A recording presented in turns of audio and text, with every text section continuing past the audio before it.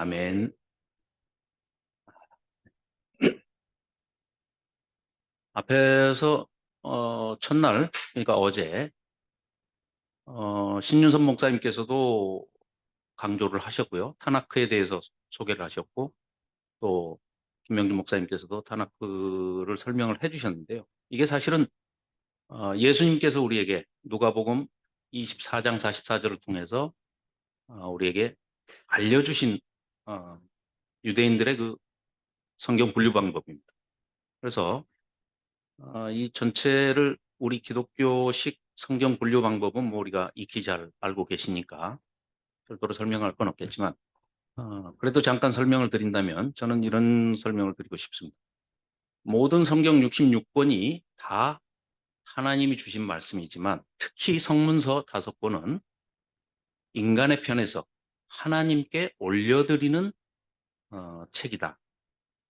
바꿔 얘기하면 66권의 이 5권을 제외한 나머지 모든 책은 61권의 책은 깨우쳐 보여주시는, 활짝 열어서 보여주시는 계시, 그래서 위에서 아래로의 계시인데 이 성문서 5권은 우리 물론 그렇다고 해서 인간의 소리만 있는 게 아니고 인간의 말만 있는 것이 아니고 우리의 하나님으로부터 받은 그 영감을 통해서 그 성령의 체험을 통해서 아직은 성령 강림절이 있기 전 상황이지만 충분히 구약 말씀을 통해서 그리고 실제로 동거하고 동행하셨던 하나님과 함께 살았던 이스라엘 백성들은 조금 전까지 우리가 오바댜서, 에레미야, 애가까지 살펴봤지만 이스라엘 백성들이 타락의 역사고 죄악의 역사입니다. 하나님 편에서 보셨을 때는 도저히 구원, 그러니까 하나님의 성품상 긍휼이 많으시고 인애가 크시고 사랑하시기 때문에 끝까지 참아주시고 기다리시는데 마지막까지 간 지금까지 여정은 바벨론 포로입니다. 자, 이 정도 돼가지고 성전을 떠나시는 하나님을 목도한 이스라엘 백성들은 바벨론에서 많은 것을 깨달았을 겁니다.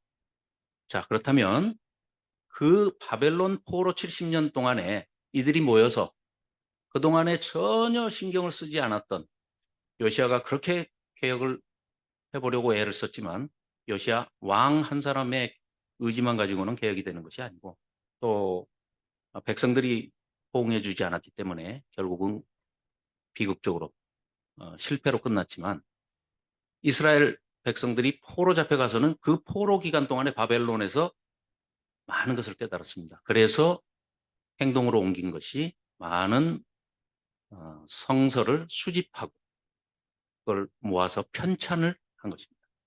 자, 그래서 오늘 우리가 살펴볼 성문서는 특히 하늘에서의 계시가 아니라 땅에서부터 인간들이 우리의 기도와 찬양과 우리의 깨달음을 거기에 더해서 하나님께 올려드리는 그런 책이기 때문에 인간이 편집 의도를 가지고 편집을 했다는 것을 전제로 우리가 생각을 해야 됩니다. 그래야지 이게 어떻게 성경이 편집이 되는 것이냐 이렇게 생각을 하시고 거부감을 가지면 성문서를 좀 더 그 저작 편집된 의도를 우리가 놓칠 수도 있고 또 깊이 있게 심도 있게 들어가지 못하는 그 우를 범할 수가 있기 때문에요. 편집이 됐다는 것은 잠언 25장을 한번 찾아보시면 거기에 기록이 되어 있습니다. 한번 찾아보실까요? 잠언 25장 1절 말씀입니다. 구약성경 938쪽입니다.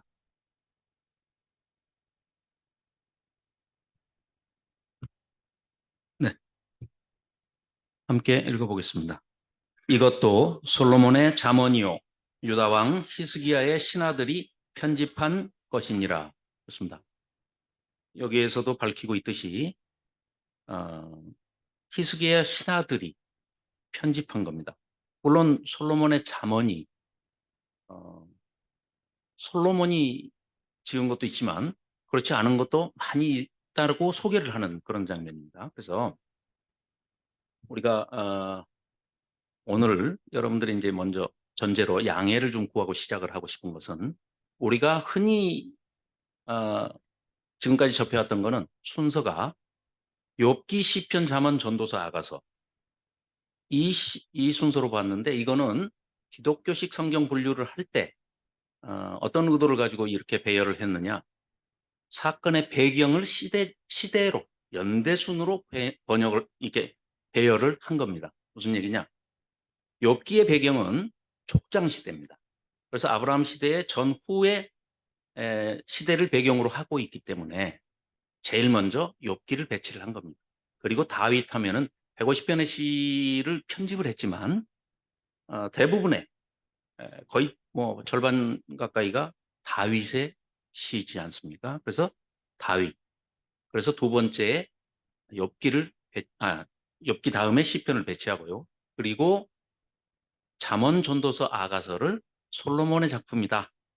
내지는 최소한 솔로몬과 관계가 있는 작품이다. 이렇게 해서 기독교식으로는 성경을 욥기, 시편, 잠언, 전도서, 아가서 이렇게 배열을 한 겁니다. 그런데 오늘 제가 말씀드리고 싶은 거는 순서를 좀 바꿔보자는 겁니다. 어떤 면에서 그러면 순서를 바꿀 것이냐. 내용 면에서 살펴봤을 때 잠언, 욥기, 전도서 그리고 난 다음에 시편과 아가서를 살펴보는 것이 내용을 이해하기가 훨씬 우리에게 수월하고 또 편집 의도, 저작 의도, 이 성문서 5권의 기록 의도를 훨씬 더 깊이 있게 알 수 있겠다 싶어서 이렇게 제안을 드린 겁니다. 그 이유를 이제 차근차근 한번 같이 살펴보기를 원합니다. 자, 잠언, 욥기, 전도서로 본다고 그랬는데요. 자, 잠언이라 하면 앞에 보시다시피 우리가 배워야 할 일상적인 그런 경험 이런 것들, 지혜에 대한 이야기를 서술을 해놓은 것인데요. 그리고 또 이 세상을 하나님께서 어떠한 규범과 패턴대로 만드셨는가라는 것을 우리에게 가르쳐주고 배우는 것이 잠언이다. 이렇게 얘기할 수 있습니다. 자, 최근에 시가서를, 성문서를 전공으로 한 학자들이 신학적인 용어로 말씀을 하는 것이 이 잠언에서 얘기하는 하나님의 창조 질서를 기반으로 한 이 패턴을 규범적 지혜라고 신학적인 용어로 사용을 하고 있습니다. 자, 그래서 대부분이 우리가 배워온 조금 전에도 오바댜서를 살펴봤을 때 어떻겠습니까? 에돔 족속이 형제인데도 불구하고 남유다를 그렇게 괴롭혔던 그 도덕적이고 윤리적인 면까지를 하나님께서 징벌하시는 것은 네 행위대로 심판하신다 하는 것을 그대로 실천하시는 겁니다. 만일에 그 큰 틀이 깨진다면 아무도 하나님을 두려워하지 않게 되겠죠. 뭐 내 마음대로 죄를 지어도 하나님께서는 잊어버릴 수도 있고 뭐 내가 뭐 지금 꼭 벌 안 받더라. 죄를 지었는데 벌 안 받던데 이런 게 만연이 되면 이 세상을 큰 섭리로 이끌어 가시는 하나님의 어떤 그런 계획에 굉장한 그 걸림돌이 되겠죠. 그래서 거의 8, 90%의 이 세상사는 이 잠언적 지혜, 규범적 지혜라고 하는 또 우리가 오경으로 빗대자면 신명기적 지혜, 즉 하나님의 말씀에 순종하고 하나님의 말씀을 잘 준행한 사람은 복을 받고 하나님의 말씀을 듣지 않은 사람은 악을 행하는 자는 벌을 받는다. 이건 큰 틀입니다. 이거는 잠언적 지혜고 이게 바로 규범적 지혜입니다. 그런데 그렇게 살다 보니까 꼭 그렇지 않은 경우도 많이 있겠더라고요.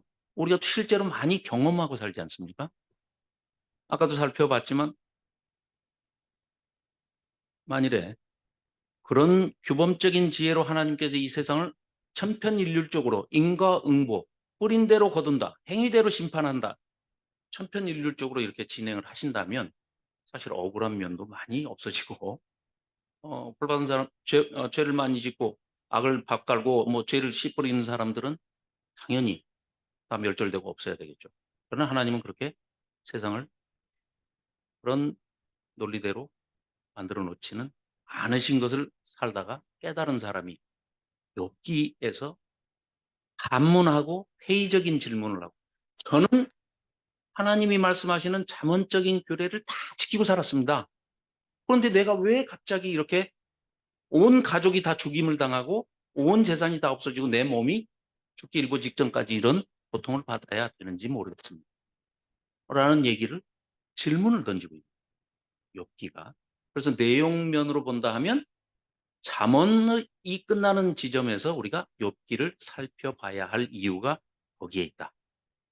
그리고 전도서는 자칫 잘못 우리가 생각하면 전도서 1장 2절에 보면 아주 이런,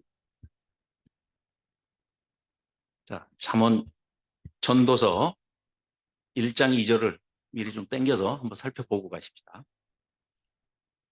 1장 2절. 네. 948쪽입니다.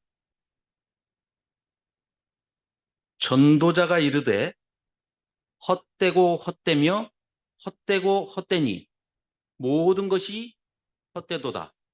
그러면 이제 이 이후에 전도자의 말도 다 헛된 것이기 때문에 성경은 이 뒤로는 기록이 안 됐어야 맞죠. 제가 왜 이런 말씀을 드리냐면 표정들이 너무 심각하셔서 제가 왜 이런 말씀을 드리냐면 한글 번역에 굉장한 문제가 있어서 이런 식으로 번역을 해놨기 때문에 우리가 전도서나 이 성문서들을 제대로 읽는 데 굉장한 방해를 받았다.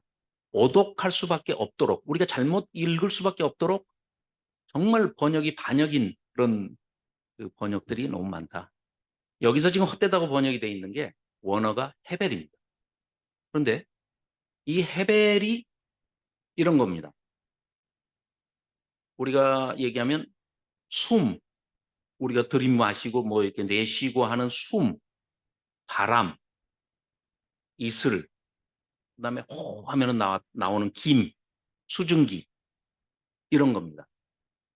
지금 제가 말씀드린 단어는 그대로 현상을 묘사해서 헤벨의 뜻을 말씀드린 거고요. 거기에다가 이 번역자는, 전도서의 번역자는 왜 헛되다고 그러냐? 이 사람이 가치 판단을 여기다 집어넣은 겁니다. 잠깐 있다 사라지는 거는 무의미하고 무가치하고 아무 필요 없는 거지 하니까 헛되다고 번역을 한 거예요. 그러나 잠깐 있다가 사라진다고 해서 의미가 없다, 헛되다, 이렇게 얘기할 수는 없는 거죠.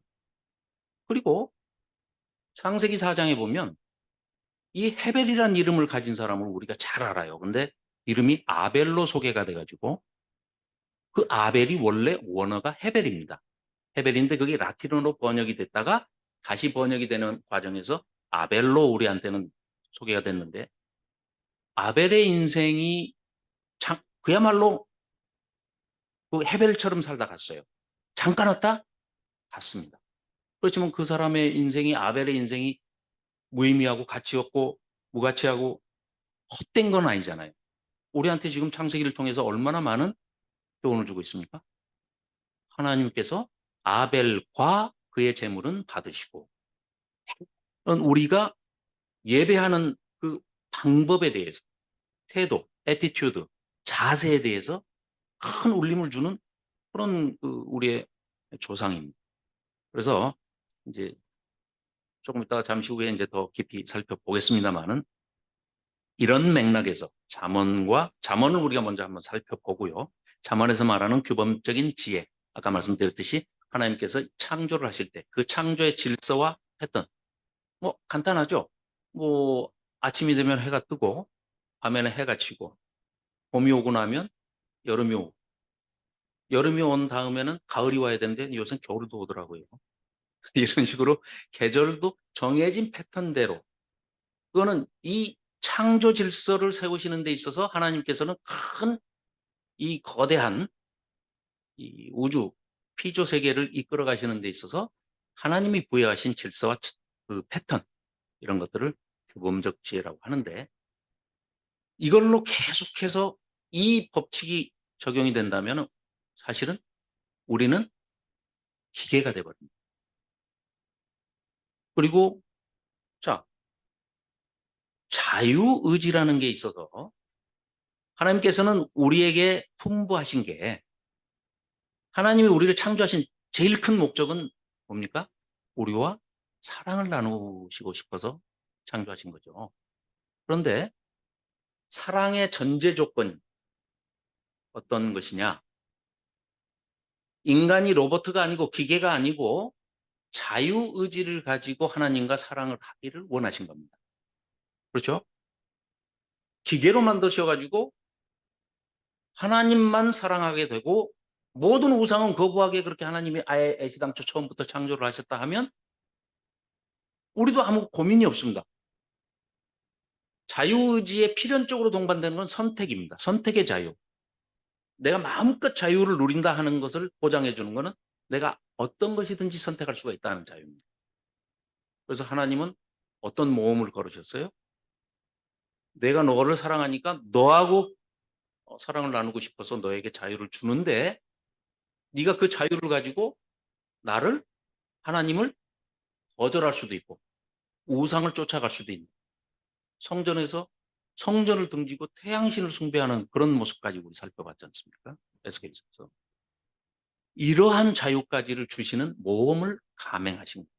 그래서 이따가 우리가 욥기를 공부할 때 신정론에 대해서는 필연적으로 우리가 확실하게, 오늘은 다른 건 몰라도 신정론이 왜 생겼으며 신정론은 우리가 누군가가 물어봤을 때 어떻게 답변을 해줘야 되는가 하는 그 문제 한 가지 꼭 함께 나누고 싶고요. 두 번째, 욥기를 우리가 또 전도서도 뭐 물론 그렇지만 욥기도 굉장히 우리가 잘못 읽은 책 중에 하나입니다. 그래서 욥기를 새로운 관점과 새로운 시각으로 살펴보는 그 방법을 여러분들께 제시를 하겠습니다. 그래서 의인이 받는 고난, 아무 잘못이 없는데 고난을 받는 그 욥을 통해서 그 고난이 왔을 때 고난을 대처하는 자세는 어떻게 해야 됩니까? 또 욥기가 과연 그 의인의 고난도 얘기를 하고 있지만 그 이면에 더 큰 질문을 우리에게 던져주고 있다는 것을 우리가 깨달을 수가 있습니다. 자, 그래서 제가 죄송합니다. 말이 너무 늦고요. 잔소리가 많습니다. 그래서 사실은 진도를 제때 못 나갈 우려가 커서 정말 죄송합니다. 진도를 지금부터 좀 빨리 나가도록 하겠습니다. 그러나 시작은 제가 했지만 저도 몇 시에 끝날지는 잘 모르겠습니다. 자, 다시 한번 살펴보면요. 잠언은 하나님의 선한 피조 세상에서 지혜롭게 잘 살 수 있도록 우리에게 주신 아주 굵은 테두리의 그 패턴과 질서를 얘기하고 있습니다. 그를 신명기적 지혜다, 잠언적 지혜다, 규범적 지혜다, 이렇게 얘기를 하고요. 가장 큰 테두리는 그거죠. 하나님은 지혜롭고 공의로우신데, 인과응보의 법칙, 의인은 보상해 주시고 상 주시고 악인은 벌 주시고, 인간은 콩을 심으면 콩을 거두고 팥을 심으면 팥을 거두고 뿌린 대로 거둔다. 그러니까 사실 농사를 짓죠. 만일에 이게 이런 패턴과 질서가 기본적으로 하나님께서 분부하지 않으셨다면 이 피조세계가 너무 익사이팅하지 않아요? 콩을 심었는데 팥이 나와. 그럼 어떻게 팔면 되나? 자, 인과응보의 법칙을 얘기하는 것이 잠언이고요. 세상이 살아보니까 이 잠언의 규칙대로만은 돌아가지 않고 예외들이 있더라. 세상이 험악해질수록 이 예외가 오히려 더 많이 느껴집니다. 정상적이었던 것이 어느 날 어느덧 비정상적인 가치평가를 받을 수 있는 그런 험악한 세상이 돼버린 거죠. 학교로 얘기하자면 이런 겁니다. 우리 인생의 여정으로 얘기하자면 잠언적 지혜는 학창 시절이라고 생각하시면 됩니다. 초등학교, 중학교, 고등학교, 대학교, 학교에서 배우는 이런 모든 것들이 신명기적인 사고의 틀, 규범적인 지혜를 배우는 것이고요. 그렇게 배운 사람이 학교를 졸업하고 사회에 나왔어요. 그래서 살아보니까 뭐 직장 생활도 또 가정 생활도 사회생활도 그게 아닌 경우가 너무 많더라는 거예요. 그래서 그걸 토로하고 있는 게 욥기입니다. 그러니까 반문하는, 다시 한번 성찰하기 위해서 반문하는 반성적, 뭐 회개 이런 뜻이 아니고 반성적, 그러니까 반문하여서 자기 자신을 성찰하거나 하나님의 이 규범적인 지혜와 패턴을 다시 한번 점검해보는 지혜를 반성적 지혜, 회의적 지혜라고도 합니다. 이거를 엽기적 지혜라고 하는데요. 그럼 세 친구들이 욥의 세 친구들이 가장 욥을 괴롭혔던 것 중에 하나가, 이 사람들의 잣대는 뭐였습니까? 이 사람들이 가지고 있는 딱 잣대는 잠언적 잣대밖에 없어요. 뭐든지 다 인과응보. 네가 죄를 지었으니까 이 벌을 받는 거지. 하나님이 어떤 분인데 네가 죄도 안 지었다고 네가 주장하는데 거짓말이야. 하나님이 실수할 리가 없어. 이 사람들은 뭐예요? 뿌린 대로 거둔다. 인과응보. 딱 이 잣대로만 잰 겁니다. 그러니까 이 사람들은 뭐예요? 지금 욥이 제기하는 의문은, 나는 아무 죄가 없고 잠언이 말하는 그 규칙을, 잠언적 지혜를 다 지켰던 사람인데 왜 내가 이런 고통을 받아야 되느냐, 이 질문을 던지고 있는데 친구들은 거기까지 가지는 못한 거예요. 그러니까 전도서에서 말하는 이 제3의 길을까지는 가지도 못하고 아예 그냥 반성적 지혜에서 막혀가지고 계속 욥에게 그 세 친구가 잠언의 지혜, 신명기적 지혜를 계속 대고 있는 겁니다.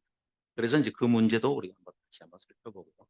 전도서는 조금 이제 죄송하지만 이런 혼란이 있을 수도 있어요. 근데 저도 뭐 배운 거고 또 공부를 한 거고, 전공을 하신 분들한테 이제 그분들의 책, 저서나 이런 것들을 통해서 이제 제가 공부를 하면서 느꼈던 건데, 제가 이제 합리적으로 추론을 해볼 때 굉장히 믿을만하다. 이 학설은 해서 여러분들한테 소개를 하는 거니까, 편집 얘기를 말씀드렸던 것이 이 말씀을 드리기 위해서 먼저 제가 배경 설명을 한 겁니다. 자, 특히 다른 성경은 놔두자. 다른 책은 놔두더라도 성문서 이 5권만큼은 저자가 그렇게 중요하지 않다. 왜? 인간의 편에서 하나님께 올려드리는 거기 때문에. 그런데 포로기에 이 저작들을 전부, 성경들을 수집하고 편집하고 이게 다시 인간의 편에서 정리를 하다 보니까 그 저작 의도를 가지고 하는데, 지혜하면 지혜의 화신, 지혜의 대명사. 그럼 누구예요? 그렇죠. 그러면 솔로몬의 이름으로 이 책을 내는 게 가장 주목을 끌 수 있고, 솔로몬의 지혜다, 솔로몬이 말한 잠언이다, 솔로몬이 말한 전도서다, 솔로몬의 아가다, 이렇게 주장을 해야 훨씬 관심과 신뢰가 많다. 이때 당시에 고대 근동에서 그 유행했던 것이 이런 겁니다. 자, 솔로몬 시대 BC 뭐 10세기 전후로 보자고요. 이런 겁니다. 그 당시에는 매스미디어가 전혀 없기 때문에 우리가 뭐 이런 지금 방송 이런 게 전혀 없죠. 그때 솔로몬의 지혜로 행해졌던 것이 이제 연극 무대까지는 우리가 생각을 해볼 수 있습니다. 그래서 희곡, 뭐 드라마 대본처럼 이렇게 쓰여진 책들이 지금 이런 책들이거든요. 그렇다고 보면 연극을 할 때 이렇게 합니다. 한 사람의 배우가 여러 사람의 캐릭터를 소화해야 되는데, 그 소화를 할 때 마스크, 탈, 그렇죠? 가면, 이걸 만들어 가지고 있다가 이 사람 역을 할 때는 이 사람의 가면을 쓰고 연기를 하고, 그다음에 저 사람의 캐릭터를 할 때는 저 사람의 탈, 마스크를 쓰고 하죠. 이걸 페르소나라고, 페르소나 많이 들어보셨을 거예요.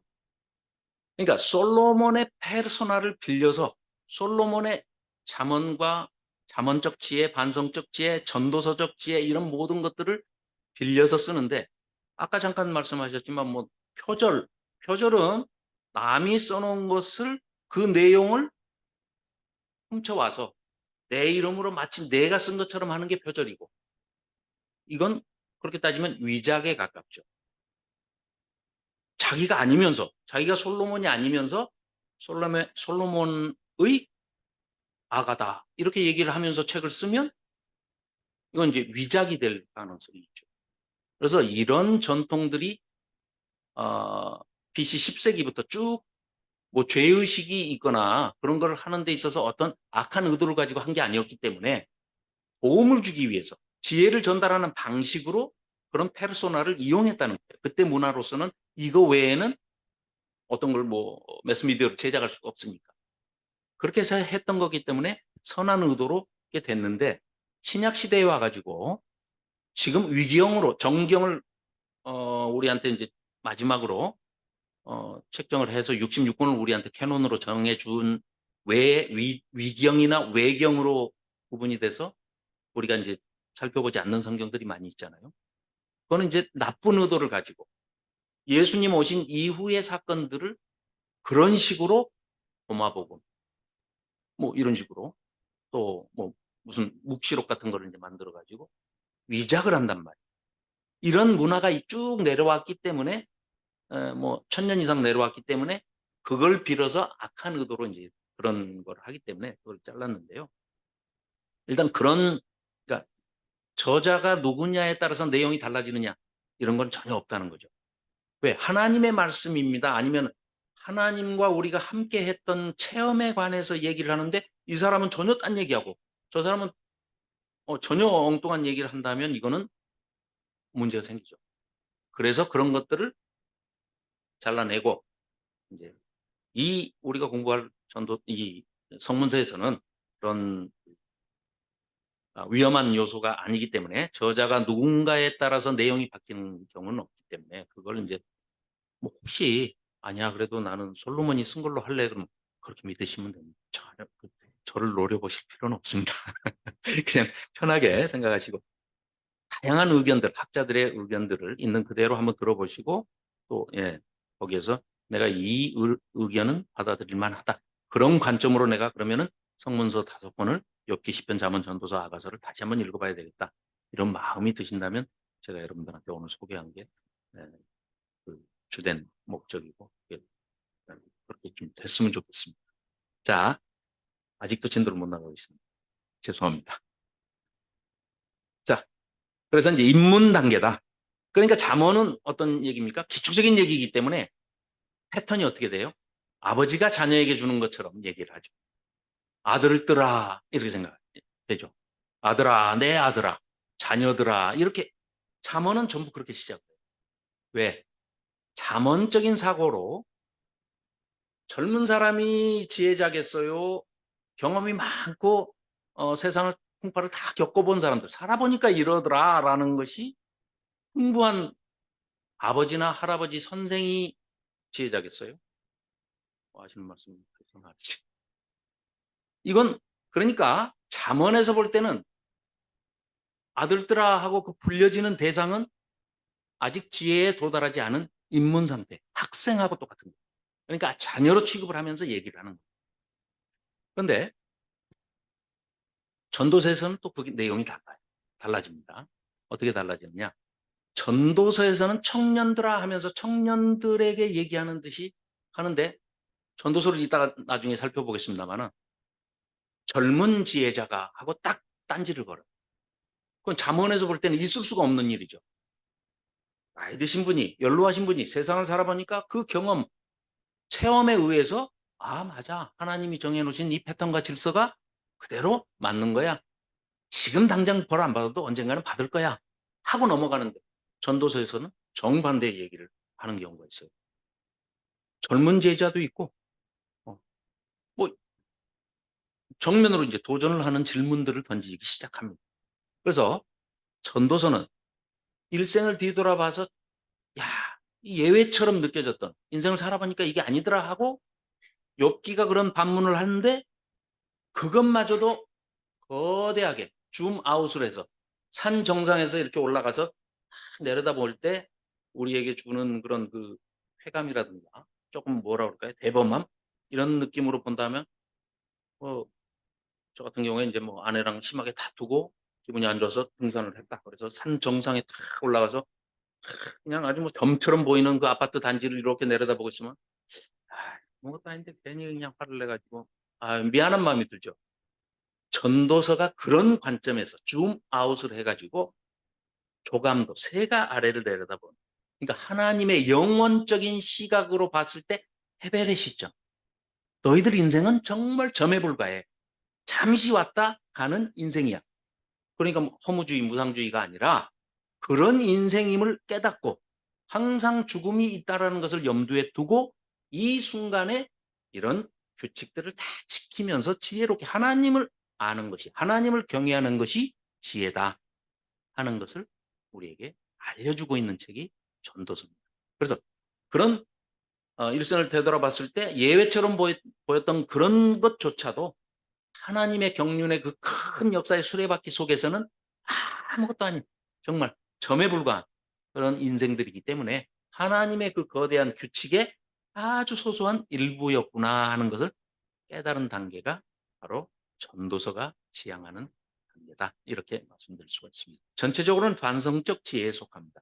자, 드디어 잠언에 이제 들어왔습니다. 30분이나 돼요. 죄송합니다.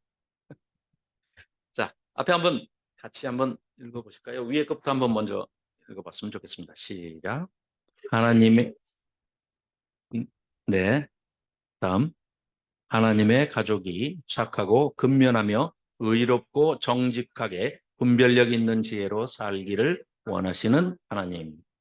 자, 아래요.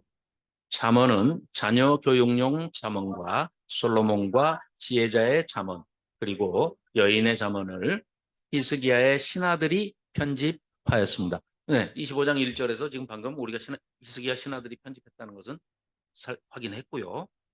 자, 잠언에서는 자, 잠언으로 이제 한번 돌아가서 한번 살펴볼까요? 잠언 1장으로 한번 가보겠습니다. 잠언 1장 7절 한번 봐주십시오.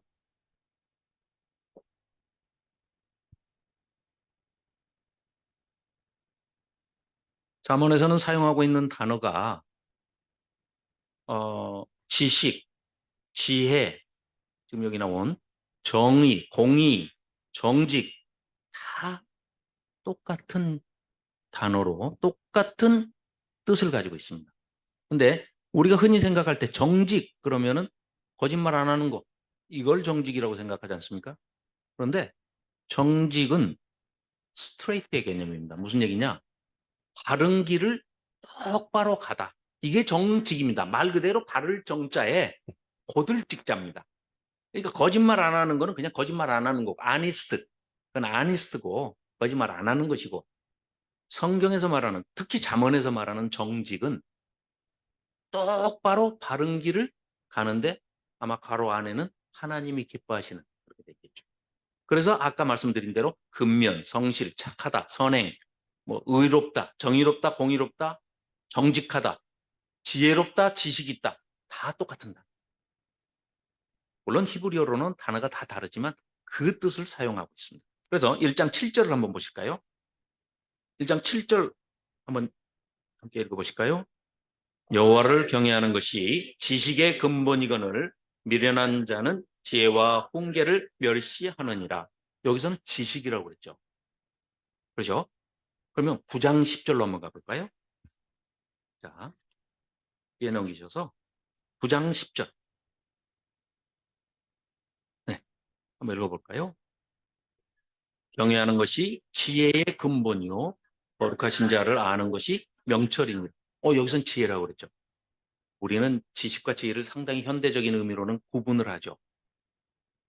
지식은 뭐 최신 정보라든지 예, 우리한테 도움이 되는 유익한 이런 정보들을 가지고 내가 생활을 하는 데 있어서 유익하게 나에게 유리한 그것도 특히 이기적인 개념까지 포함해서 나에게 유리하게 사용하는 것을 이제 뭐 그런 것들을 지식이라고 얘기를 하고 성경에서 말하는 그 지식과 지혜는 우리는 현대적인 개념으로 지혜와 지식을 구분하는데 똑같이 지금 우리 방금 읽었지 않습니까? 1장 7절의 말씀과 9장 10절의 말씀이 지식과 지혜로 갈려 있지만 똑같은 단어입니다. 똑같이 사용을 하고 있는 게 보이죠. 그렇죠? 자, 그래서 15장 33절 한번 더 보실까요?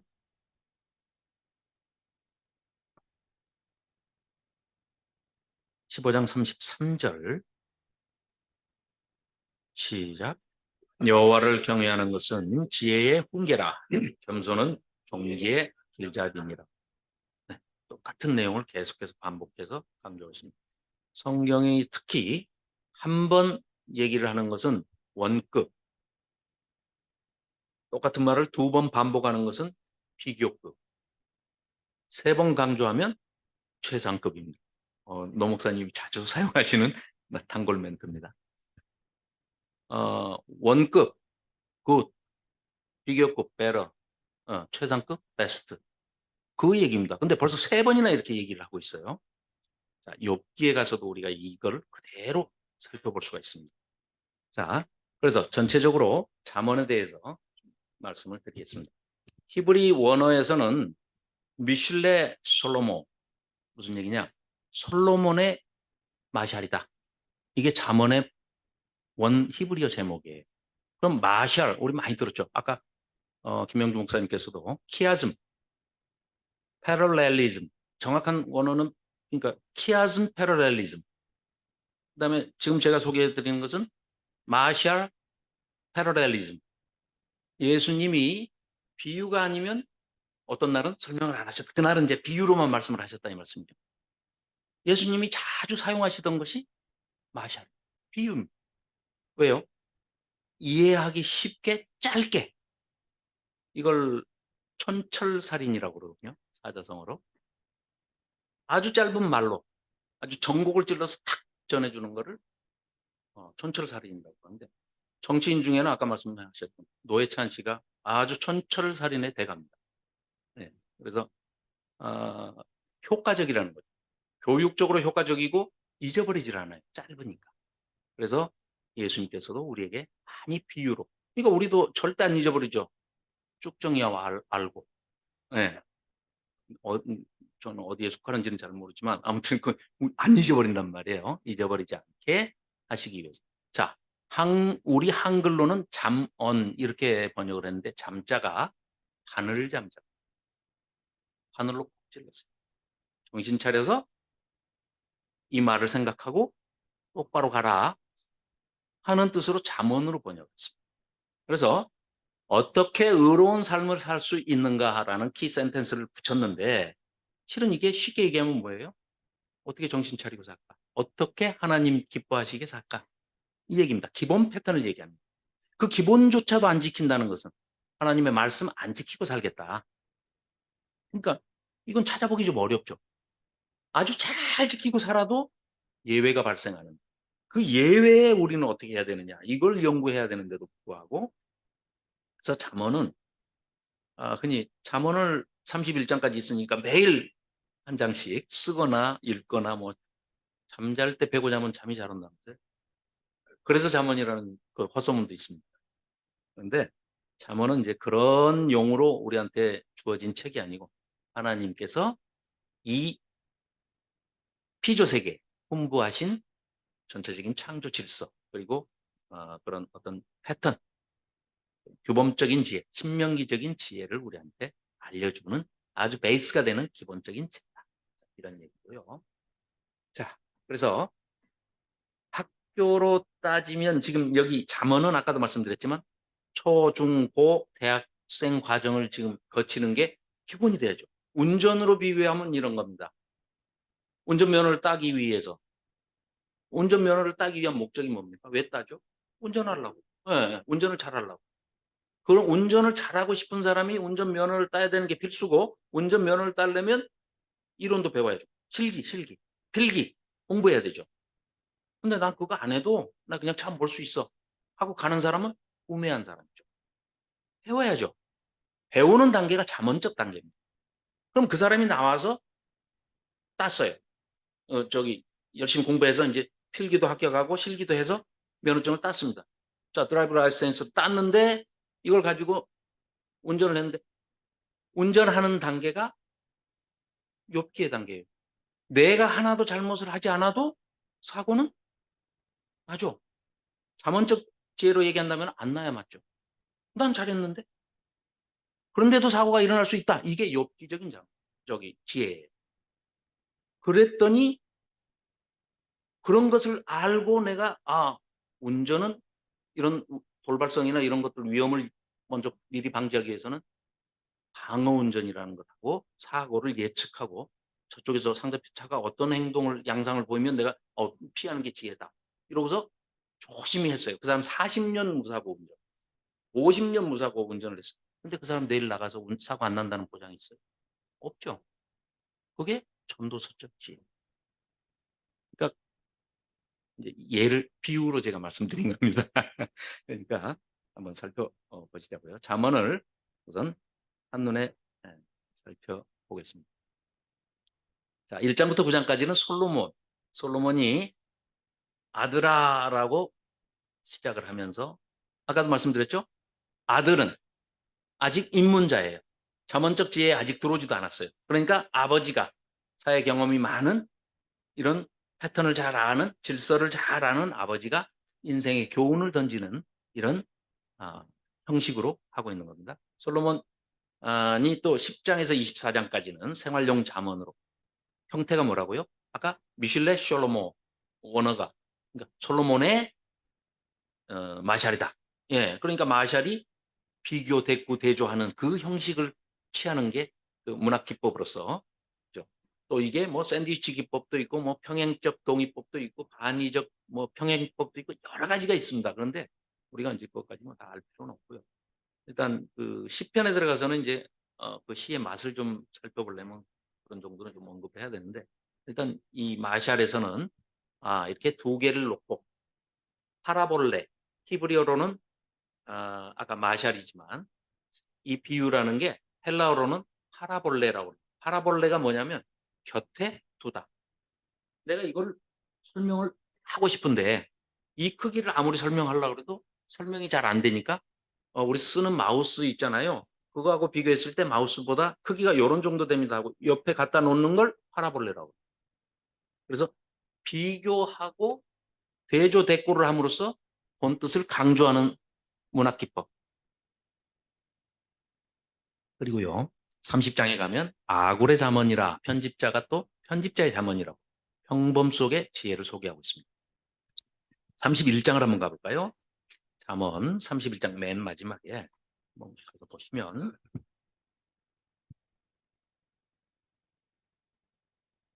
자, 르무엘 946쪽입니다. 잠언 31장 1절 제가 설명을 드리겠습니다. 르무엘 왕이 말씀한 바 곧 그의 어머니가 그를 훈계한 잠언이라. 그러면 르무엘 왕에 대한 언급이 성경 어디에도 없습니다. 그래서 누군지를 몰라요. 누군지를 모르지만 이 작가의 의도는, 이 잠언을 편집한 편집자의 의도는 무슨 얘기냐? 지혜를 의인화해서 사람처럼 소개를 해서 어머니가, 그러니까 지혜를 가르쳐 주는 건 아까 아들아 하면서 아버지가 가르쳐 주고, 가정에서는 아버지보다는 엄마가 더 교육에 많은 그 무게를 책임지고 계시잖아요. 그래서 어머니를 등장하는데 어머니가 아들이 왕인데 아들한테 훈계를 하는 것처럼 이렇게 말씀을 해요. 소개를 합니다. 그런데 내용을 읽어보면 이런 여자랑 사귀어라, 이런 여자랑 뭐 가까이 해라 이렇게 하는데 가만히 보면 이런 여자가 바로 현숙한 여자가, 결혼할 만한 여자가 지혜라는, 지혜. 결론은 뭐예요? 지혜랑 결혼해라. 이 얘기를 하고 싶은 거예요. 그래서 31장에서는 르무엘 왕이라는 우리가 들어보지도 못한, 알지도 못하는 왕을 등장시켜서 그 어머니가 왕에게 지금 이렇게 훈계를 주는 건데, 결국 뭐예요? 좋은 왕이 되려면, 좋은 사람이 되려면 지혜랑 결혼해라. 조금 미리 땡겨서 말씀드리면 신약에 가면은요, 예수님이 우리 이걸 한번 생각해 보죠. 요한복음 1장에 보면 어, 예수님이 성육신 하셔서 이 땅에 오신 것을 소개하면서 제일 먼저 뭐라고 얘기를 하고 있냐면요, 태초에 말씀이 계시니라. 말씀이 계셨대요. 창조 전에. 그런데 그 말씀이 하나님과 함께 계셨대요. 하나님 한 분만 계신 줄 알았더니 옆에 또 그 말씀이라는 존재가 계셨다는 거예요. 그럼 두 하나님이네. 창조 때 하나님 곁에 말씀이라는 하나님이 계셨다는 거예요. 네, 두나님이죠. 그러니까 두 분이시니까. 그래서 일신론에서 지금 이신론으로 넘어가는 과정이에요. 성령이 오시면 삼위일체가 소개가 되는 거예요. 그 과정이에요, 이게 지금. 그래서 하나님이 함께 계셨으니 이 말씀이 곧 하나님이시라 하면서 예수님을 소개하고 있어요. 창조의 실행자면서 하나님과 같이 창조 사역을 하셨던 동역자시면서 실행자이신 예수님을 소개하는데, 예수님이 나중에 보면 누가복음 같은 데서 내가 지혜야. 예수님이 스스로를 가리켜서 하시는 말씀이 내가 말씀이고 내가 지혜야. 이 말은 우리가 이렇게 이해하시면 좋겠습니다. 하나님의 성품을, 우리가 속성을 소개하실 때 하나님은 사랑이시라. 그렇죠? 하나님은 사랑이시라. 하나님은 말씀이시라. 하나님은 지혜시라. 하나님은 공의로운 분이시라. 성품을 소개할 때 그렇게 소개가 되죠. 가능하죠. 지금 여기서 신약까지 연결을 시켜서 우리가 보자면 예수님이 나는 하나님 아버지의 내가 지혜야 라고 소개를 하시고 있어요. 그렇다고 보면 지금 이 르무엘 왕의 어머니가 잠언 31장에서 지혜란 무엇이냐 하면서 소개를 하면서 10절에 보면 누가 현숙한 여인을 찾아 얻겠느냐 그의 값은 진주보다 더하니라. 계속해서 얘기를 하면서 결론적으로는 지혜를 의인화시켜가지고 지혜랑 결혼해라 이렇게 소개를 하고 있는데, 그러면 신약에 가서 지혜가 예수 그리스도라면 우리한테 지금 이 잠언의 마지막 결론은 뭐예요? 예수님이랑 결혼해라. 이 길을 소개하고 있는 책이 바로 잠언이다. 이럽니다. 그래서 자, 그러면 잠언에 나온 얘기를 보면 어떻게 지혜를 얻는가? 잠언을 이제 이 PPT는 우리 단톡방에 올려놓겠습니다. 예, 제가 열심히 만들었지만 올려놓겠습니다. 여러분들 위해서 만든 거기 때문에 올려놓겠습니다.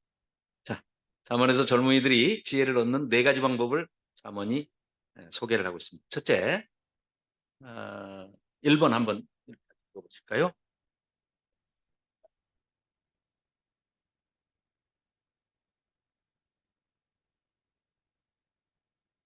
네, 관찰함으로써. 그런데요, 얼마나 재밌는 그 비유를 드냐면요, 개미를 끌고 옵니다. 곤충에게서도 배워라. 그게 지혜야. 이렇게 소개를 하고 있어요. 6장, 잠언 6장 6절에 보면 가난하게 된 사람도 두 부류가 있다는 거예요. 가난해지는 것은, 게을러서 가난해지는 것은 구제도 해주지 말라고 그래요. 성경은. 그런데 그렇지 않은 경우에는 도움이 필요한 사람은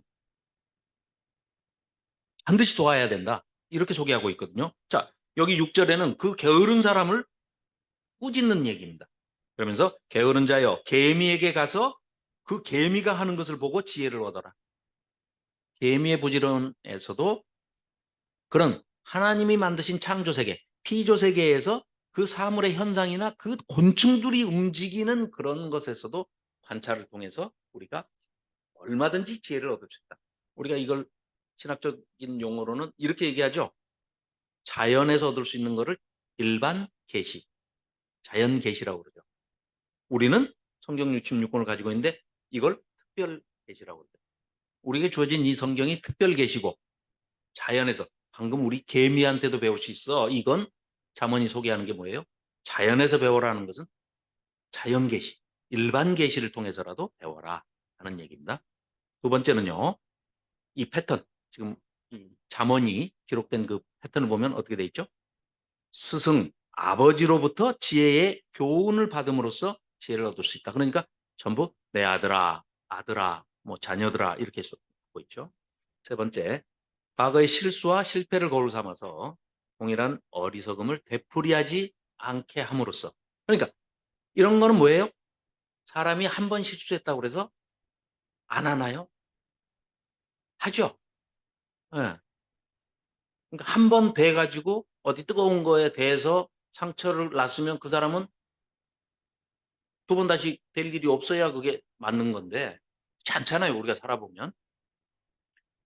그것들을 나이 먹은 부모나 스승들은, 선생들은 계속해서 그 실수와 실패를 통해서 해결하는 방법, 또 그런 미리 미연에 방지하는 방법, 그런 것을 예측할 수 있는 이런 방법들을 전부 정리를 해놨으니까 아버지한테 배워라. 또 스승한테 배워라. 그러면서 그분들이 가지고 있는 그 노하우, 실수와 실패를 거듭해가지고 그분들은 체험적으로, 경험적으로 알고 있는 거기 때문에 동일한 어리석음을 되풀이하지 않게 해준다. 그래서 배워라, 이런 얘기입니다. 그리고 네 번째, 가장 중요한 거죠. 우리 아까 읽었던 거죠. 1장 7절 말씀과 9장 10절. 하나님을 경외함으로써 지혜를 얻는다. 왜요? 하나님이 홍보해 주신 가장 큰 특성 중에 하나가 지혜인데, 그 지혜의 화신이 누구시라고요? 우리 주 예수 그리스도가 바로 지혜시니까 예수님을 알고 하나님을 안다 하는 것은 곧 지혜를 얻는 길이다. 이거. 그래서 아까 우리 호세아서에서도 마찬가지고 하나님을 아는 것이 지식이다. 이거는 지혜다. 이거는 성경 전반에 깔려 있는 기본적인 그런 규범적 지혜라고 할 수 있습니다. 자, 그래서 잠언을 정리를 하면 이렇습니다. 우리가 배워야 할 일상적으로 경험하는 지혜들에 대한 모음집이다. 격언, 바늘로 콕콕 찌르는 말씀이다. 이런 것이고, 그리고 이 세상을 하나님께서 어떠한 규범과 패턴대로, 질서대로 만드셨는가, 이것을 가르쳐주는 책이다. 또 하나님의 선한 피조 세상에서 지혜롭게 잘 살기 위한 지침서다. 하나님은 지혜롭고 공의로우시다. 자, 그 가장 우리 피부에 와닿는 게 뭐죠? 인과응보. 그렇죠? 의인은 보상해주고 악인은 벌준다. 또 뿌린 대로 거둔다. 이 기본적인 패턴이에요. 인과응보. 그리고 하나님은 인과응보의 규범도 잘 지키시는 분이 있지만 권선징악, 선하신 분이기 때문에 신정론에 이제 잠시 후에 신정론을 볼 예정입니다만은 신정론을 바치고 있는 가장 큰 두 기둥이 하나님의 절대 주권, 쉽게 얘기하면 하나님의 하나님 되심. 진짜 하나님이 전지전능하시냐? 갓니스라고 그러죠. 갓니스. 그다음에 두 번째, 진짜로 선하시면, 아니 진짜로 전능하시면 하나님은 진짜로 선하시냐? 절대선, 굿니스라고 그러죠. 그러니까 갓니스와 굿니스 이 두 가지가 충족이 되는 분이 창조주 하나님이시다. 이게 무너지면 안 돼요. 이게 흔들리면 안 되는데 그 신정론을 자꾸 흔들죠. 아까 우리 그 사진 잠깐 봤는데 전쟁의 참상을 소개할 때 아주 비극적인 참사가 일어났을 때 그런 사진들을 가끔 세계적인 뉴스에서 볼 거예요. 뭐 지진이라든가 무슨 쓰나미라든가 이런 걸로 뭐 정말 아무 죄 없는 1살짜리, 2살짜리 어린아이가 죽었어요. 그래서 그 아이의 그 죽은 사체를 껴안고 하늘을 쳐다보면서 그 아이 엄마로 보이는 사람이 절규하는 모습, 그런 사진 많이 있죠. 하나님 이거 보고 계십니까? 하나님, 내 아이가 왜 죽어야 됩니까? 이 애가 왜 무슨 죄가 있어서 죽습니까? 하나님 계시기나 하신 겁니까? 하나님의 부재를 호소하고 또 하나님이 절대적으로 선하시다면 왜 이 아이가 죄 없는 아이가 죽어야 합니까? 여기에 대해서 현지 학생은 뭐라고 대답해 줄 거예요? 학생이 아니지, 참 미안해요. 예, 현지 자매는 뭐라고 대답할 거예요? 그렇게 얘기하면 간단해요. 조금만 있어봐, 내가 배워갖고 얘기해 줄게. 자, 시간이 되었으므로 10분 휴식하고 아직 시작도 못했는데 죄송합니다. 오늘 주무시기는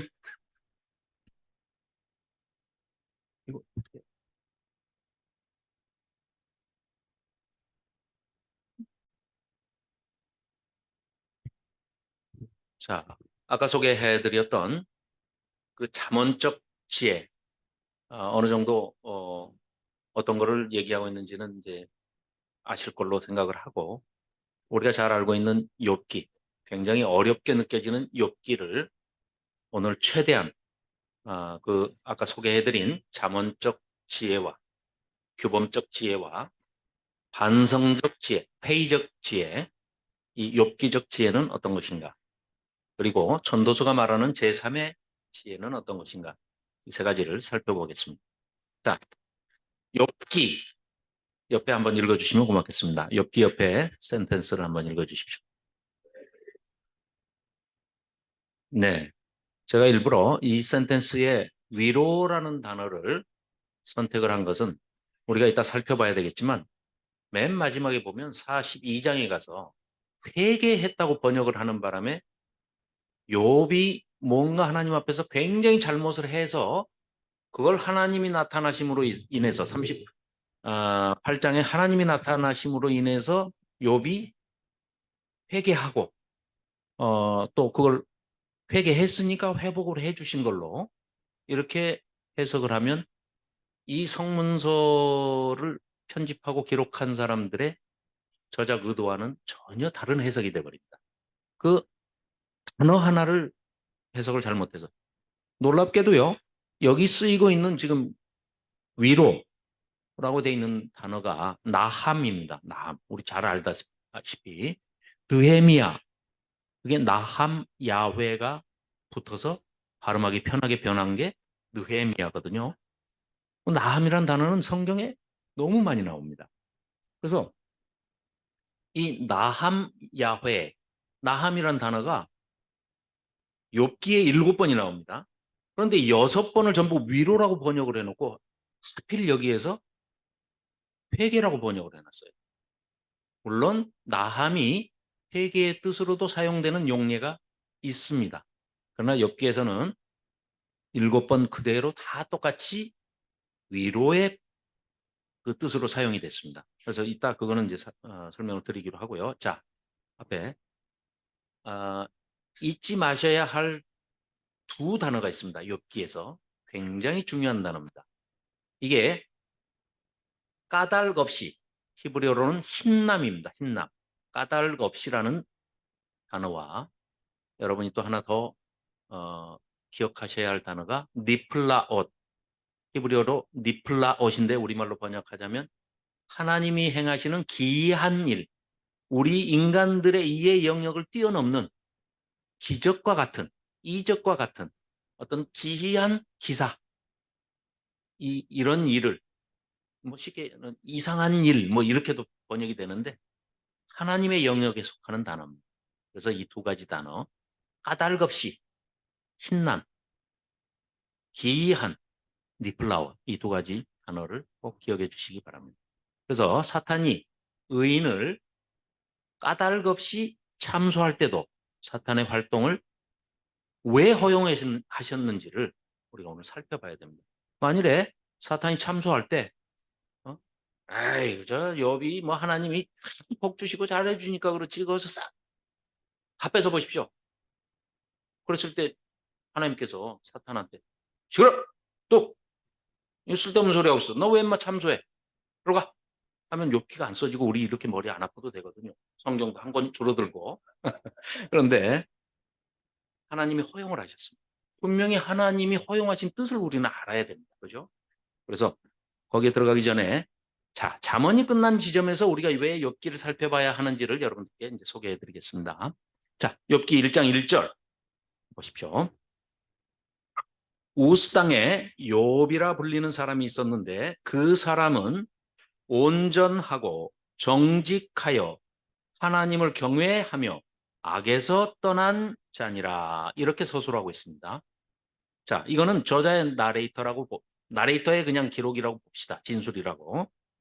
그런데 아까 잠언에서 우리 많이 봤던 단어라고 그러고 제가 똑같은 동일한 단어라고 소개해드렸지 않습니까?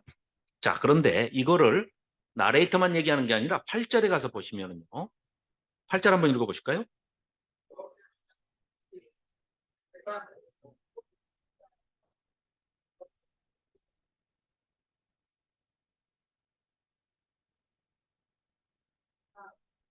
네. 이번에는 하나님이 똑같은 단어를 그대로 나레이터가 쓰고 있는 것을 인용해서 그대로 지금 말씀하고 계십니다. 자, 2장 3절을 한번 보실까요? 한번 읽어볼까요? 네.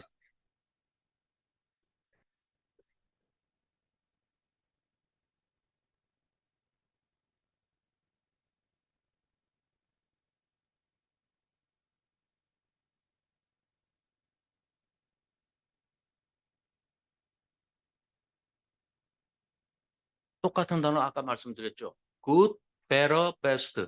원급, 비교급, 최상급. 세 번이나 강조를 하신다는 건 그것도 하나님께서 친히 두 번이나 또 반복해서 말씀을 하시는데 여기서 사용된 단어에 집중해 보자는 얘기입니다. 자, 수고로우시더라도 잠언 2장 7절 한번 찾아주시겠습니까? 저 뒤에 913쪽에 있습니다. 912쪽.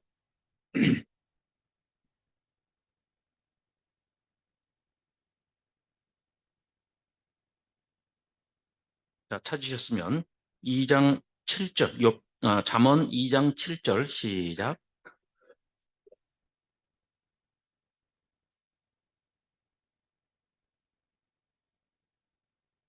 네. 지금 잠언이 이렇게 얘기하고 있어요. 그럼 하나님이 욥에게 고난을 주시면 돼요, 안 돼요? 이거 다 지켰는데 안 되죠. 하나님이 이런 자라고 지금 두 번이나 나레이터까지 포함해서 세 번이나 강조를 해서 얘기하고 있죠.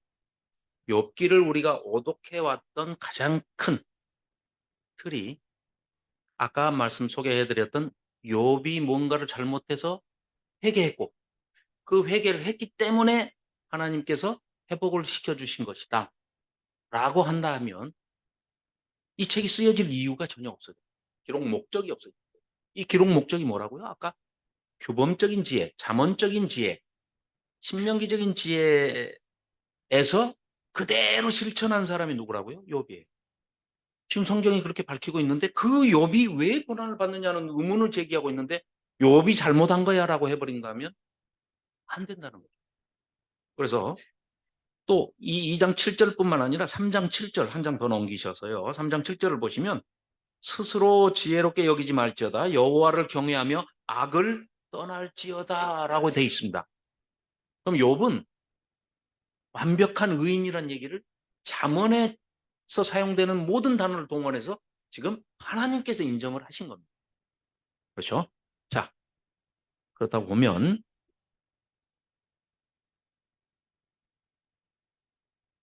우리가 한번 회의적인 이제 반성적인 반문해보는 그리고 성찰해보는 질문을 여기서 던져야 됩니다. 무슨 얘기냐? 진짜로 욥이 뭔가 그 42장에서 해석한 대로 번역한 대로 회개했다고 하면 뭔가 자기 잘못을 깨닫고 하나님이 짠 나타나셨는데 하나님이 너 왜 고통받아? 이 얘기 하시나요? 전혀 안 하십니다. 사탄의 시옷자도 꺼내지 않으십니다. 말씀하시지 않으세요. 사탄의 존재에 대해서 전혀 언급도 안 하실 뿐만 아니라 사탄에게 욥이 당한 고난의 악의 책임 전가도 하지 않으세요. 죄가 시켜서 그랬어. 죄 때문에 너만 고생했다. 야 미안하다. 이런 아예 말씀도 언급도 안 하십니다. 그 얘기는 바꿔 얘기하면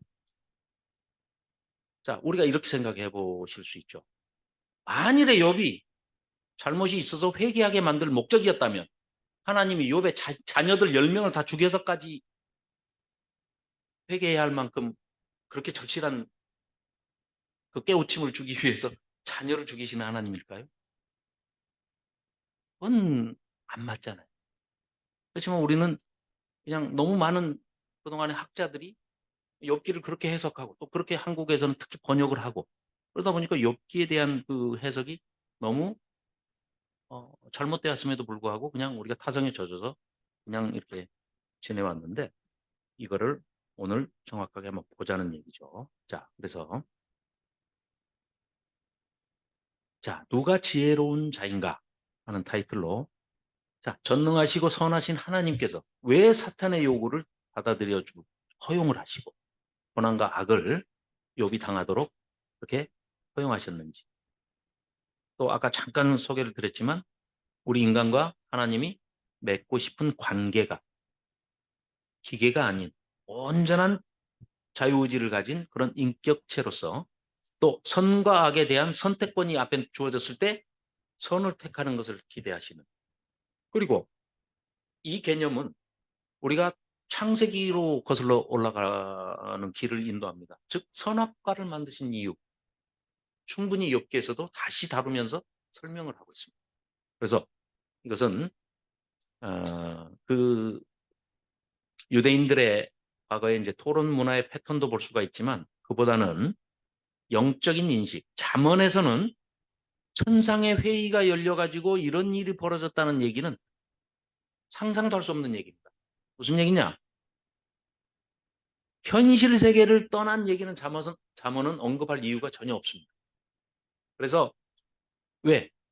그거는 오경에서 이미 신명기에서 하나님이 모세를 통해서 주신 율법 가지고 충분합니다. 그런데 느닷없이 욥기에서는 천상회의가 열리는 장면이 나옵니다. 그래서 사탄이라는 존재도 처음으로 소개가 되는 책이기도 하거든요. 그래서 고난과 지혜의 의미를 살펴보자 하는 그런 뜻입니다. 그리고 아까 질문 제가 그 현지 자매한테 드렸던 그 질문에 대한 답을 우리가 찾아보자는 것. 신정론에 들어가겠습니다. 자, 하나님께서는 욥을 통해서 사탄이 까닭없이 참소를 하는 것을 허용을 하셨습니다. 자, 하나님께서 고난과 악을 없애는 대신에 그것을 허용하시고 또 그것과 씨름하며 대결하기로 결정하신 가장 큰 이유는 아까도 잠깐 소개해드렸지만 다름 아닌 피조 세계, 특별히 이 피조 세계의 꽃은 바로 우리 사람입니다. 인간입니다. 아담입니다. 우리 아담에게, 인간에게 자유의지를 부여하시기 위해서. 그래서 인간을 로봇이 아닌 인격적인 존재로 창조를 하셨기 때문에 그 인격에는 필연적으로 따라오는 것이 그게 확실하게 인격적이다 할 때는 모든 것이 자유로 귀결이 됩니다. 자유가 있느냐 없느냐, 나한테 주어진 자유를 가지고 내가 기쁨으로 자원해서 하나님을 섬긴다. 하나님을 사랑한다. 와이프 눈치가 보이고 자녀들 눈치가 보여서 어쩔 수 없이 사랑한다? 이런 경우도 있나요? 있을 수도 있겠죠. 예. 그러나 기본적으로 우리에게 주어진 것은 그 자유의지를 통한, 선택의 의지를 통한 사랑이어야죠. 그렇죠?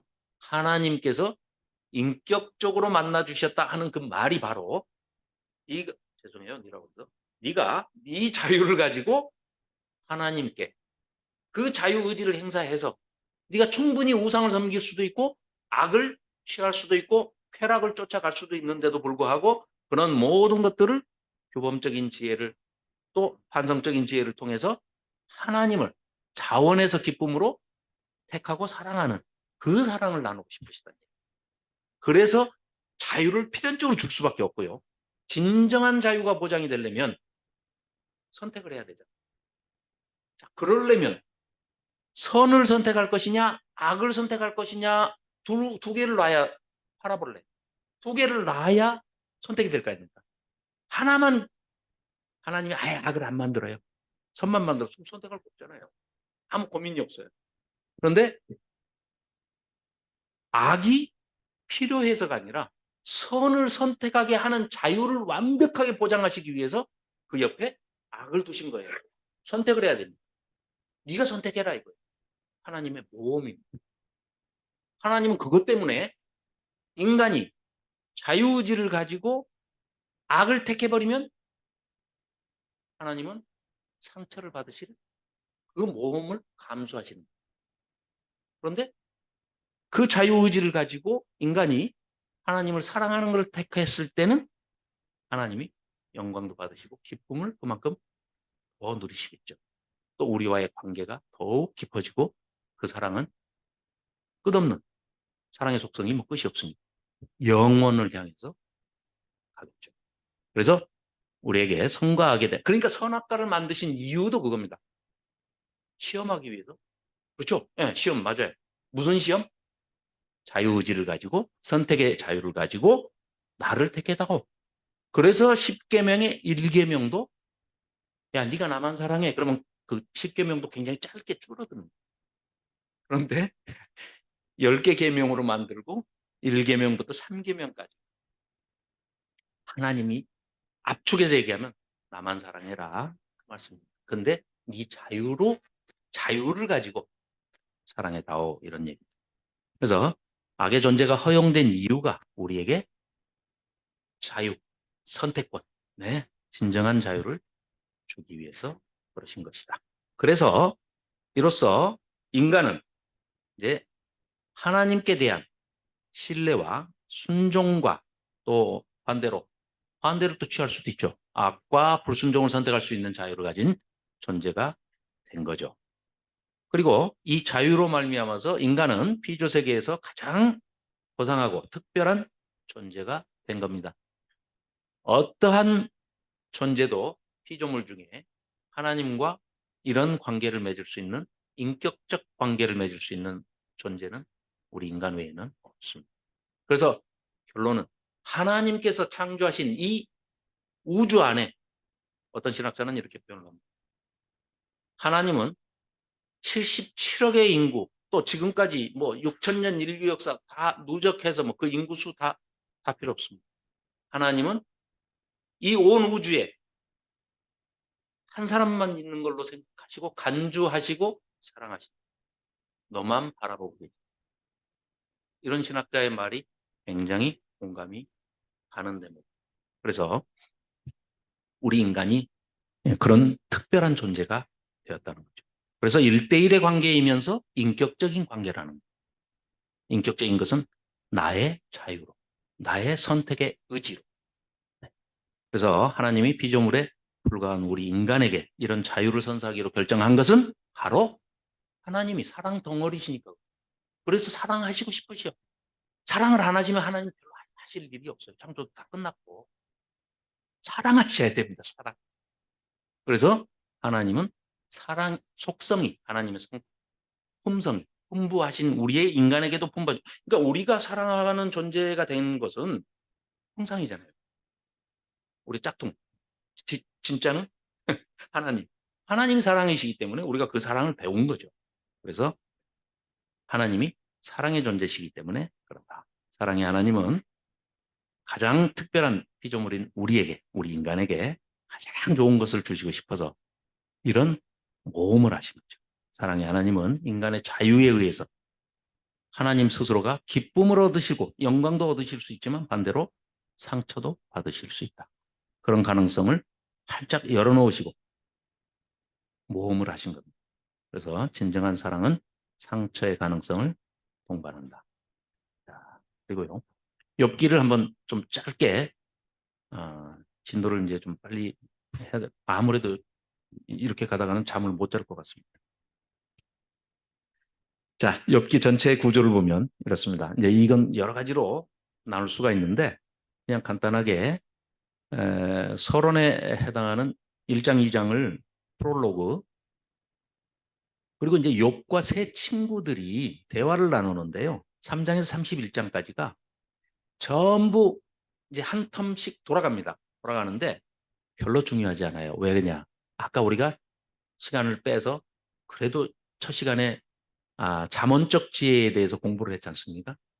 읽어보시면 전부 잠언적, 규범적 지혜의 잣대로 욥을 전부 천편일률적으로 똑같습니다. 왜요? 이 사람들은 거기서 한치도 벗어난 적이 없기 때문에 전부 네가 죄를 지었으니까 벌 받은 거야. 하나님은 절대 전지전능하시고 절대적으로 선하신 분인데 실수를 하시지 않아. 그러니까 네가 잘못된 거야. 너 어디서 우리 안 보는 데서 거짓말하고 죄 지어놓고 무슨 소리야. 하나님이 얼마나 사랑의 하나님인데 오죽하면 네 자식들 10명을 다 죽이시겠냐.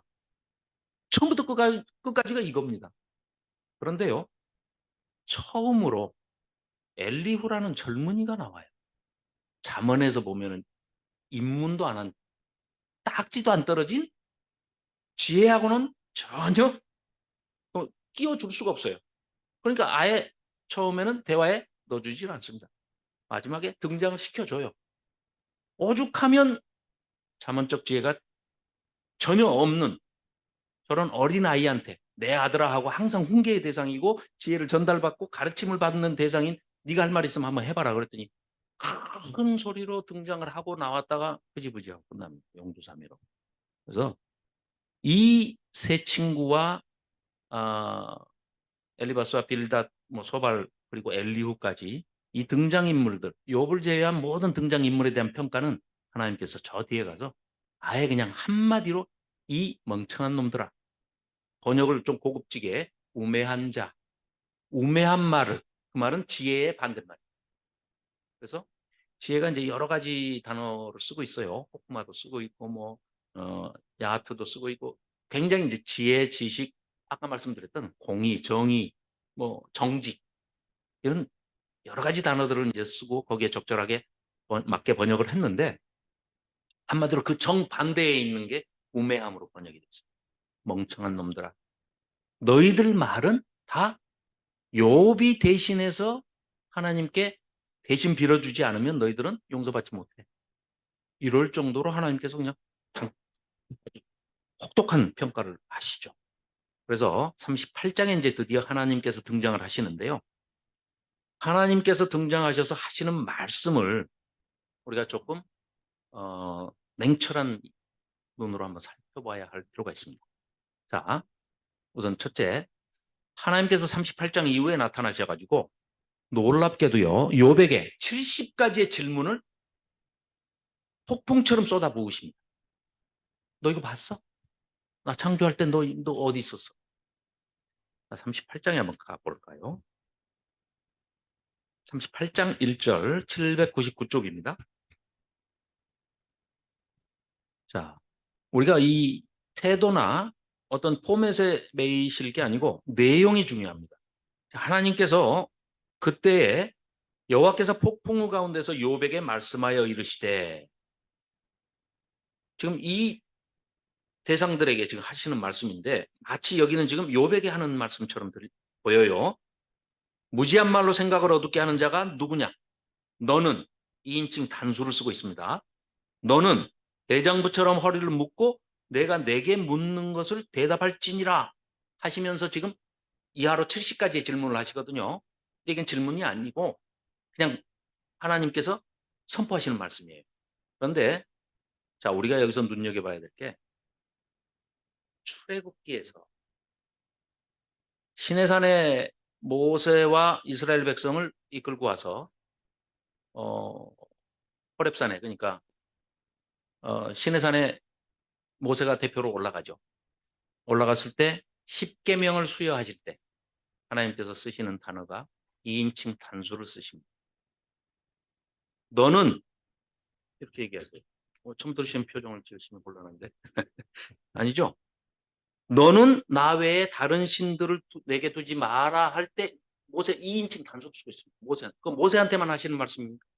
아니죠. 이스라엘 백성한테만 하시는 말씀입니까? 아니죠. 우리 모두한테 다 해당되는 거예요. 욥에게 지금 하시는 패턴이 똑같은 패턴입니다. 모세에게 시내산에서 10계명을 주실 때 너는 하고 2인칭 단수를 쓰시지만, 똑같이 여기서도 욥에게 너는 하고 말씀을 하시지만 하나님께서 모세에게 하셨던 말씀 패턴과 똑같다.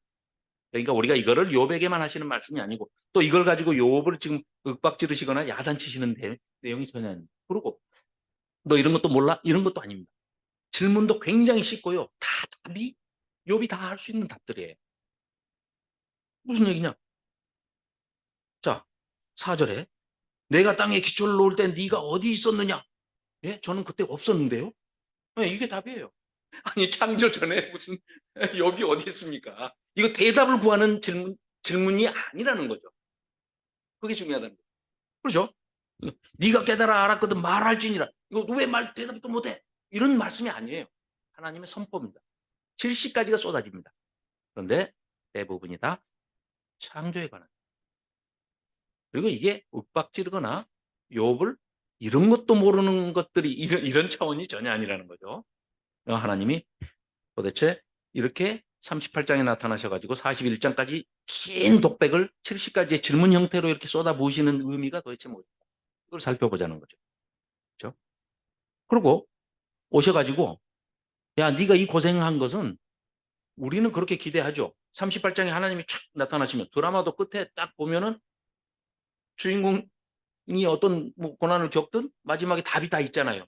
시청자들이 뭐 이렇게 해피엔딩으로 끝나는구나. 또 딱 보면 아는데 우리가 쭉 이 어려운 욥기를 참고 끝까지 읽어가지고 38장에 하나님 나타나시면 이제 다 해결되겠구나. 그런데 하나님 한마디도 안 하시죠.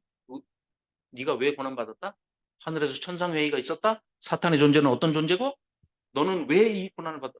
말씀도 안 하십니다.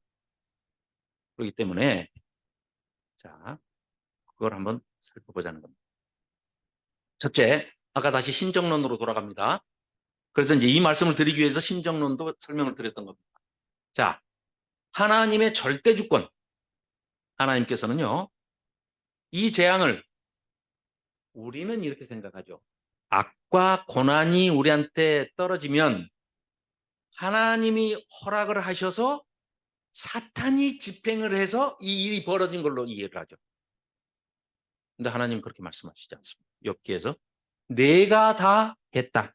내가 너에게 내린 재앙. 이렇게 명시적으로 적확하게 표현을 하고 계십니다. 그래서 하나님은 사탄에게 책임 전가를 안 하신다는 거예요. 내가 허용했다는 말조차도 언급을 안 하십니다. 그 말은 뭐예요? 하나님이 모든 것을 하셨다.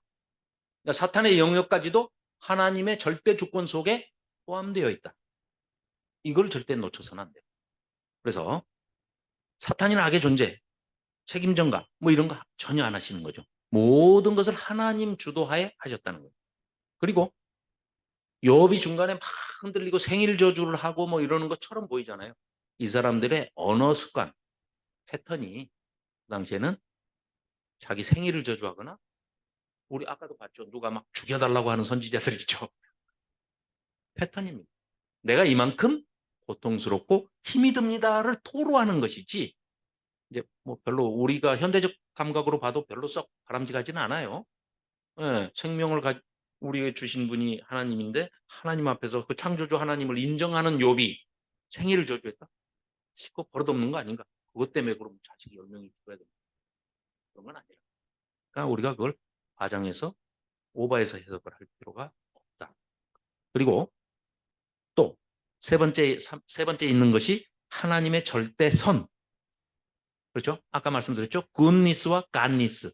이 두 가지가 하나님의 신정론인데 이건 절대선, 뿌린 대로 거둔다는 것에 대한 전혀 언급이 없습니다. 그래서 두 번째, 인간의 지혜로는 하나님을 이해할 수 없는 영역 너머의 그런 세상이 있다라는 것을 아까 니플라웃이라는 단어를 제가 여러분께 말씀드렸는데요. 그 니플라웃에 대해서 자 보십시오. 욥과 세 친구들 큰 잘못을 제일 먼저 하나를 딱 얘기하자면 욥의 친구들이 만일에 천상회의가 열렸던 그 현장을 봤다면 욥에게 지금 이렇게 길게 1장부터 37장까지 하나님 나타나시기 전까지 이런 얘기 했을까요? 할 이유가 전혀 없어지잖아요. 모르는 세상에서 우리 인간의 이해 영역 밖에서 일어나는 일에 대해서 아무것도 모르는 인간들이 다 아는 걸로 얘기를 했잖아요. 그리고 하나님의 절대선에 대해서 하나님은 그럴 리가 없어라고 자기들이 하나님 변호하느라고 변호사 자격증도 없는 사람들이 변호하느라고 난리가 아니에요 지금.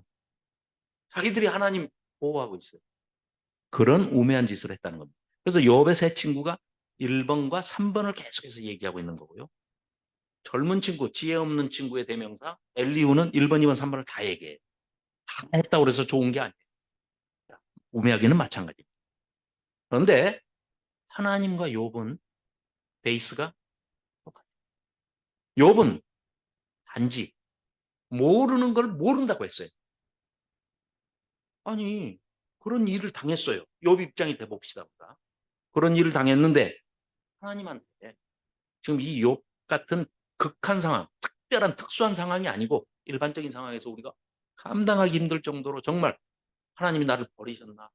하나님이 왜 특별히 나만 미워하시나? 하나님이 계시는 건가 만 건가? 하고 절망에 빠져가지고 절규하고 이렇게 탄식하고 외칠 때 하나님 앞에 나가는 게 잘못입니까? 하나님 그러면 우리 아버지라고 부르지를 말아야죠. 아버지라고 부르면서 아버지한테 못할 얘기가 어디 있습니까? 그래서 하나님께 나는 왜 이 고통을 받고 있는지 나는 모릅니다.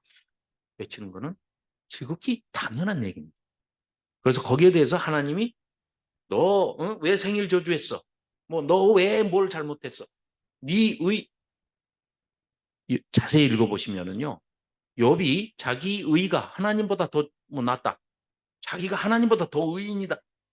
욥은 욥의 입으로 그런 얘기를 한 적이 없습니다. 그건 친구의 평가입니다.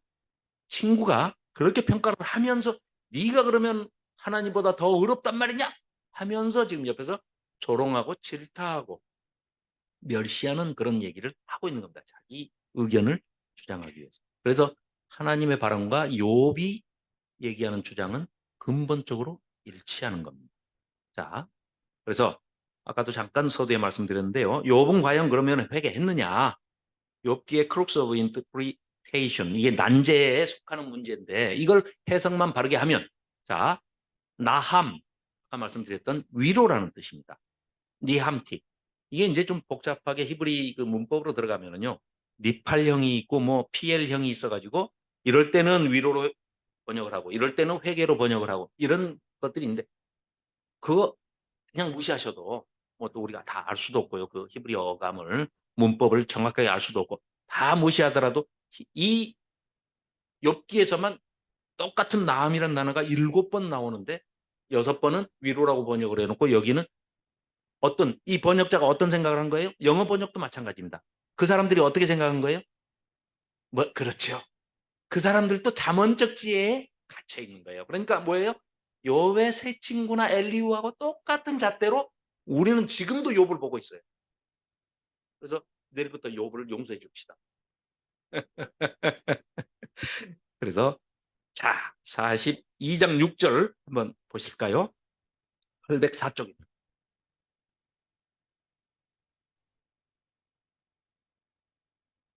네, 804쪽. 자, 42장 6절이 아주 이게 반역이죠. 그러므로 내가 스스로 거두어드리고 티끌과 제 가운데서, 티끌과 제 가운데서 많이 회개하죠. 그런 묘사가 많이 되잖아요. 네, 죄를 뿌리면서 그 물 귀한 데서 머리에 재 뿌리면서 회개하면은 그 사람 언제 목욕할지 몰라.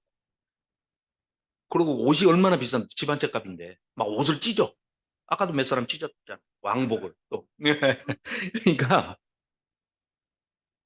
그 단어에 현혹된 티끌과 제 위에 앉아 있으니까 그냥 회개했겠지. 이 단어는 회개로 번역하자 하고 번역을 영어도 그렇게 해놨는데, 자, 2장에서부터 재앙이 시작되자마자 욥은 다 없어져가지고 티끌과 제 위에 있었던 상황이에요. 그 상황에서 지금까지 온 겁니다. 42장까지. 그래서 42장 6절을 앞에 보이시는 대로, 화면에 보이시는 대로 이렇게 해석을 해야 가장 정확하게 해석이 된 것이고 욥기를 우리가 기록된 원 목적을 가장 근사하게 접근해서 가장 정확하게 이해하는 길이겠다 하는 말씀을 특별히 제안드립니다. 그래서 그러므로 나는 이게 스스로 거두어들이고 이 단어도 지금까지 경멸을 받아왔습니다마는 이 자리에서 물러서서 먼지와 재 위에서 하나님의 위로를 얻습니다. 라는 해석이 가장 올바른 해석이다. 자, 욥이 회개했다면 뭘 잘못했는지를요 입증해야 되는데 그러면 끝에 가서는 하나님이 뭘 잘못하신 게, 야, 내가 여기까지 사탄이 이렇게 치면 내가 욥이 잘 버텨줄 줄 알고 끝까지 흔들리지 않고 버텨줄 줄 알았더니 야, 사탄이 좀 더 세게 하니까 욥이 그거 안 되던데. 야, 미안하다. 독자들 니들도 미안하다. 욥도 미안하다. 이거 안 그렇지잖아요. 하나님의 절대 주권과 절대 선이 무너진 욥기를 그렇게 해석하십니다. 네. 자, 그래서 이렇게 해석을 하시는 게 좋겠다. 자, 사족을 더 붙여서, 자, 그러면 그렇게 바르게 해석을 해가지고 우리한테 얻어지는 건 뭐냐? 우리 머릿속으로 디자인한 하나님. 딱딱하면 우리는 하나님을 박스 안에 가두기가 쉽다. 이데올로기화 하기가 쉽다. 이런 얘기입니다. 그래서 자, 7절에 이어서 아까 6절에 이제 이어서 7절에 하나님의 평가, 하나님의 결론이 딱 이렇게 내립니다. 여호와께서 욥에게 이 말씀을 하신 후에 여호와께서 대만 사람 엘리바스에게 이르시되 내가 너와 내 두 친구에게 노하노니, 진노하셨다. 아까 그 이스라엘 멸망하기 전에, 남유다 망하기 전에 진노하시잖아요. 노하셨대요, 여기서. 왜요? 멍청한 말들을 하니까 욥 친구. 우매한 말을. 그래서 너희가 나를 가리켜 말한 것이 내 종 욥의 말같이 옳지 못함이니라 하면서 8절에 보면은요. 중간에 나오죠. 내 뭐야?